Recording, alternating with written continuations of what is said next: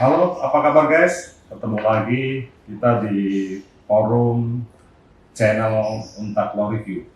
Hari ini saya menghadirkan dua tokoh nih yang kebetulan sangat update dan secara kontekstual berkaitan dengan isu-isu pemberantasan korupsi yang tidak pernah habisnya dibicarakan dan tidak pernah habisnya ada penyelesaian dengan baik. Kali ini saya datangkan Pak Dr. Mahfud Ali, dosen Fakultas Hukum, kemudian tokoh pemberantasan korupsi di Jawa Tengah. Selamat datang Pak Mahfud Ali. Selamat datang. Assalamualaikum Pak Edi. Assalamualaikum warahmatullahi wabarakatuh. Pak Edi Pranoto, ini Dr. Edi Pranoto juga akan mencermati dari sisi partisipasi masyarakat. Kebetulan beliau banyak menulis tentang peran masyarakat kaitannya dengan kepentingan negara ini sejauh mana. Ini banyak sekali yang nanti kita kupas. Langsung saja supaya waktunya dipersingkat. Dan kali ini saya mau tanya nih Pak Mahfud, isu-isu apa yang menarik kaitannya dengan pemberantasan korupsi di Indonesia? Karena pemberantasan korupsi di Indonesia ini kayaknya nggak habis-habisnya kan, muncul terus dan bahkan beberapa berita media mengatakan para bupati juga ketangkap korupsi lagi, nambah terus. Dan bagaimana juga dalam konteks pejabat negara terikat dengan aturan-aturan main yang sampai tidak terjerat korupsi, nepotisme, kolusi, dan politik. Ini gimana Pak Mahfud menurut pandangan Pak Mahfud? Ya, masih Pak Irin. Di persoalan korupsi ini persoalan yang sangat-sangat serius dan itu merupakan salah satu ruh kenapa reformasi 1998 itu terjadi. Nah, dari proses itu semua kemudian melahirkan yang namanya TAP MPR nomor 11 tahun 1998 yang intinya adalah supaya penyelenggaraan negara itu bersih dan bebas dari korupsi. Dan itu komitmen bangsa ini ya? Iya, jadi itu adalah bagaimana melahirkan mereka-mereka yang diberi amanah oleh rakyat ini mampu melaksanakan program-program untuk mencapai apa yang dirumuskan di dalam pembukaan Undang-Undang Dasar tahun 1945 keempat. Itu yang sebenarnya sangat-sangat, menurut saya sangat-sangat serius. Sehingga karenanya di dalam pendidikan anti korupsi itu dikatakan bahwa seandainya negeri ini bisa menyelesaikan persoalan korupsi, maka sungguh yang namanya pendidikan gratis itu tidak hanya pada tingkat TK, SD, SMP, SMK, tapi sampai perguruan tinggi. Bukan hanya pendidikan gratis dong, semua kehidupan ini akan kesejahteraan masyarakat. Iya, termasuk penyediaan air minum, termasuk kesehatan, termasuk perumahan, itu luar biasa. Saya dalam konteks ini teringat betul ini Pak Irin dengan apa yang disampaikan oleh seorang ekonom ya, Faisal Basri ya, bahwa dengan kemarin ini ya, ada berita tentang peninjauan kembali ekspor batubara. Yang menarik bagi saya adalah Faisal Basri mengatakan bahwa mereka-mereka yang bergerak di dunia perbatubaraan ini dalam 1 tahun itu dia menghasilkan 500 triliun. Sehingga kalau itu menurut Faisal itu 10 tahun saja itu 5.000 triliun bisa untuk membayar utang negara. Itu kan luar biasa. Maksud saya begini, ini kan kekayaan negara kita ini kan luar biasa. Tinggal bagaimana mengelola amanah itu dengan jujur, benar, dan karena ini amanah rakyat ya harus dilakukan secara profesional. Jadi intinya adalah bagaimana amanah ini dapat dijalankan dengan konsisten dan pemberantasan korupsi adalah bagian prinsip untuk membingkai semua kehidupan negara ini sejahtera, lebih baik kan gitu ya.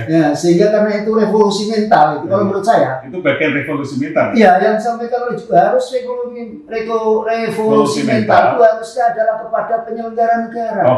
Ini kaitannya dengan pejabat penegak hukum. Nanti kita kupas lagi nih Pak.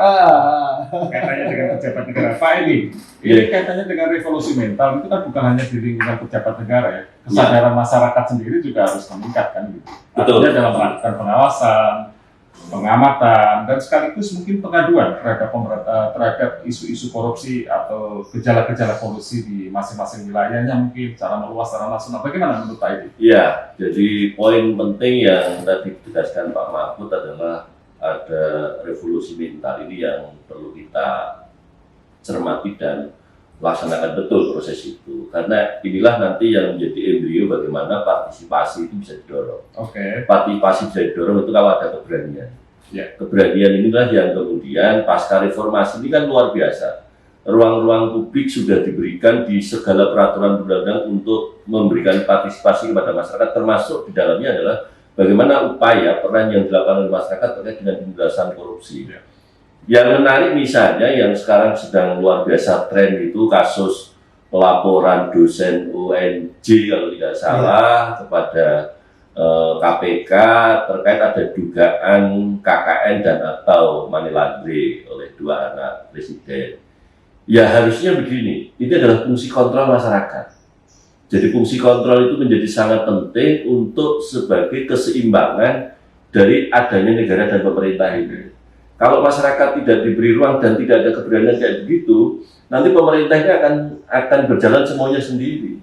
Yang terjadi apa kemudian ya tentu karena dia tidak ada yang ngontrol, termasuk masyarakat tidak didorong ke sana, maka yang terjadi ya dia akan bekerja sesuai dengan apa yang dia inginkan. Jadi poin yang penting kalau menurut saya bagaimana kontrol ini poinnya jelas keberanian masyarakat. Betul, itu harus dibangun dan tokoh-tokoh mahasiswa di kalangan kampus, dosen yang masih punya idealisme, teman-teman NGO yang platnya putih gitu ya, yang platnya putih dan platnya merah, kalau platnya merah ya repot nanti, yang platnya putih itu pasti nuraninya masih kuat bagaimana mewujudkan negara ini sebagaimana amanah para pendiri bangsa, bagaimana nilai-nilai itu diberikan pada masyarakat dan masyarakat harus berani.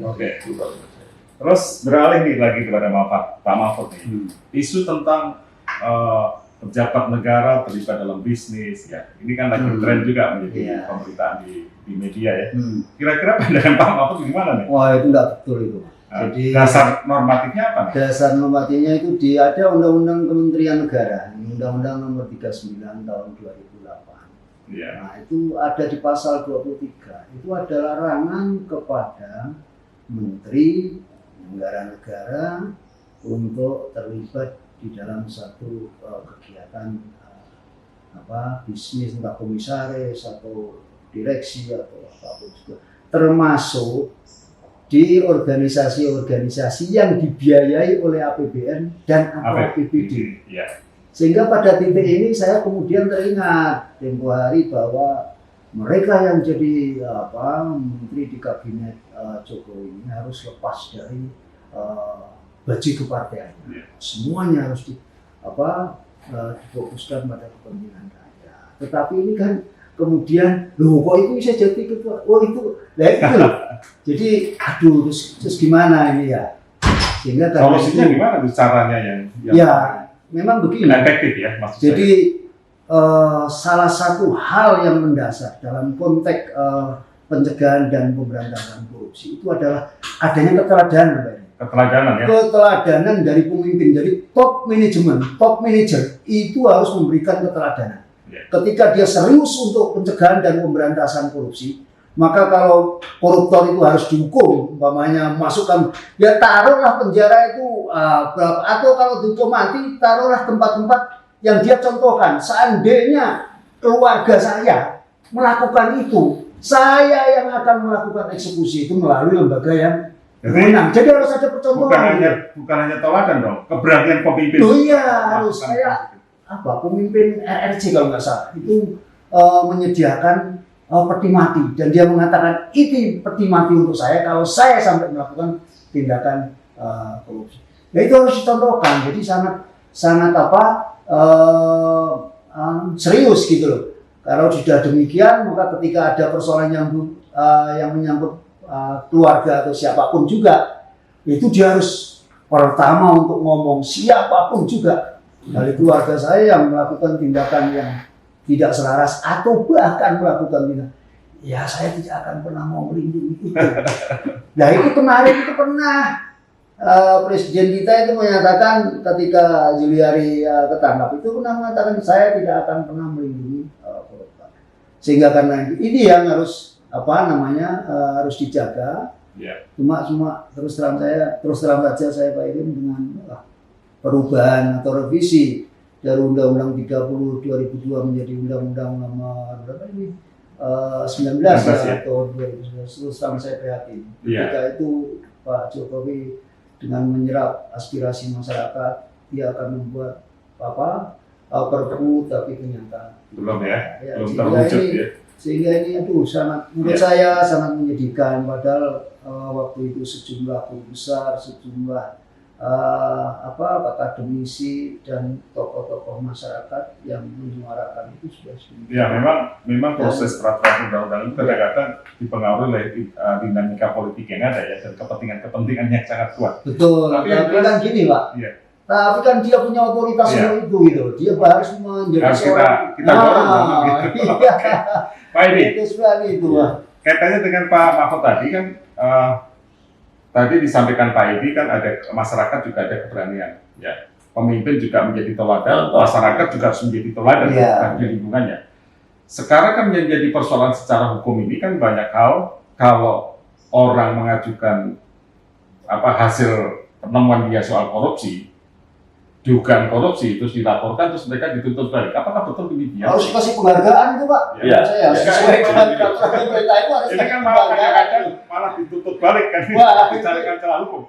Kira-kira bagaimana Pak? Jadi begini, undang-undang itu sebenarnya sudah memberikan perlindungan pada masyarakat bagaimana dalam berpartisipasi untuk menciptakan negara yang bersih, riba, bebas KKN. Dan itu diatur dalam peraturan pemerintah pun juga diatur partisipasi itu. Memang kemudian dalam proses partisipasi itu tidak boleh kemudian menimbulkan bahwa ini sudah terjadi korupsi. Maka sifatnya itu adalah hanya menyampaikan ada dugaan. Misalnya ini masyarakat melakukan audit macam-macam, misalnya melakukan kalau pada proses dia baru menyampaikan dugaan kayak Ubaidillah itu ada dugaan itu, ya undang-undang melindungi bagi masyarakat gitu kan. Jadi masyarakat tidak boleh kemudian dinafikan partisipasinya kemudian dengan berbagai dalih, ya jangan sampai kemudian ruang-ruang publik yang diberikan oleh undang-undang ini kemudian dikalahkan oleh kepentingan-kepentingan kelompok tertentu. Tapi itu kan juga membutuhkan proses pembuktian juga kan nantinya. Ya, justru itu kenapa undang-undang ini memberikan ruang kepada masyarakat untuk mengajukan dan partisipasi, bahkan tadi disampaikan Pak Mahfud, bahkan negara punya kewajiban memberikan penghargaan kepada masyarakat yang punya keberanian untuk mengajukan ketika ada dugaan. Kalau direward ya harusnya, itu harus ya. Kayak KPK misalnya ada laporan masyarakat atau pengajuan kemudian memang terbukti, ya KPK harusnya memberitahu, memberikan penghargaan pada masyarakat biar masyarakat juga menjadi bagian penting dalam memberikan kontribusi untuk menciptakan memberantas korupsi ini. Jadi poinnya kalau menurut saya adalah bagaimana kita dorong masyarakat pemahaman yang penting jangan kemudian menyimpulkan terlebih dahulu karena kewenangan menyimpulkan itu ada di aparat penegak hukum. Jadi ya sampaikan aja dugaan. Kalau bahasa dugaan itu tentu tidak akan terjerat oleh ketentuan apapun. Oke, jadi semua kan harus nantinya akan dibuktikan kan. Oke, Pak Mahfud Ali, ini kan sangat menarik ya tadi disampaikan Pak Mahfud. Berikan contoh teladan dari pemimpin, ada keberanian pemimpin, masyarakat juga memberikan contoh supaya memang betul-betul korupsi ini dapat dihindari. Menurut Pak Mahfud, kira-kira ke depan masih perlu ada energi untuk pemberantasan korupsi semakin kuat ataukah bagaimana Pak bagi negara ini?